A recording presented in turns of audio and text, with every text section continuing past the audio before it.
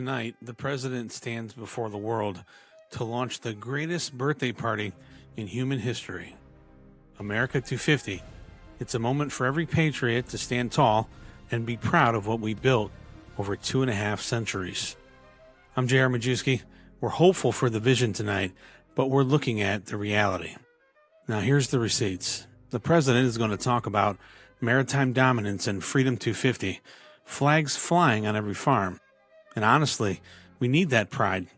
But while the flags are flying, looks like the labor market for workers is at its slowest pace in a generation. We want the president to succeed. We need him to succeed. But success isn't just a 50,000 point Dow. Success is when a man without a college degree can find a job that pays enough to actually buy him a home.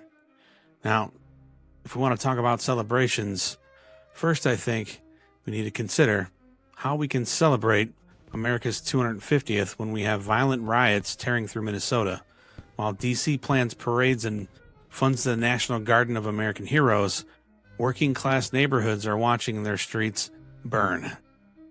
We're rooting for the America First agenda, and at the same time, we're skeptical of anything that may sound like a spin.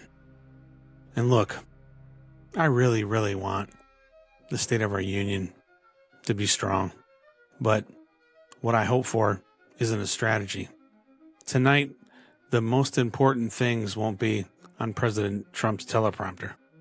I'm hopeful that the president will finally address things like the Epstein files, because the American people are exhausted by this two-tiered justice system that seems to protect the elite while bankrupting the working man.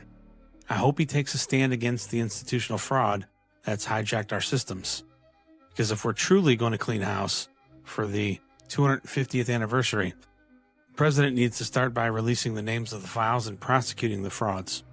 No more cover-ups.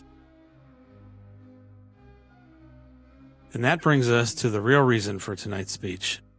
I think it's the 2026 midterms. So I'm hopeful to hear a little bit about what the strategy will be. Hopefully the president isn't going to play it safe. I hope he won't read establishment talking points that were endorsed by members of Congress that appease the moderates in the D.C. swamp. I hope he drops the hammer and goes full America first and gives the working class a reason to actually show up at the ballot box this November. He's inviting heroes to sit in the galley tonight, and we should cheer for them. But we also need to look at the heroes at home, the farmers, the truckers, the factory workers, those who are still waiting for the affordability and reindustrialization that was promised. I'm hopeful tonight because I know that the American spirit is unbreakable, and I'm skeptical because DC has a habit of celebrating the past to distract us from the struggle that we are facing at present.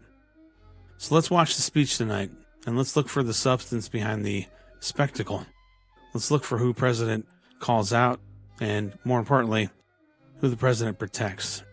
And hopefully I can show up tomorrow with a full breakdown of what he said versus what actually is happening, especially in towns like ours.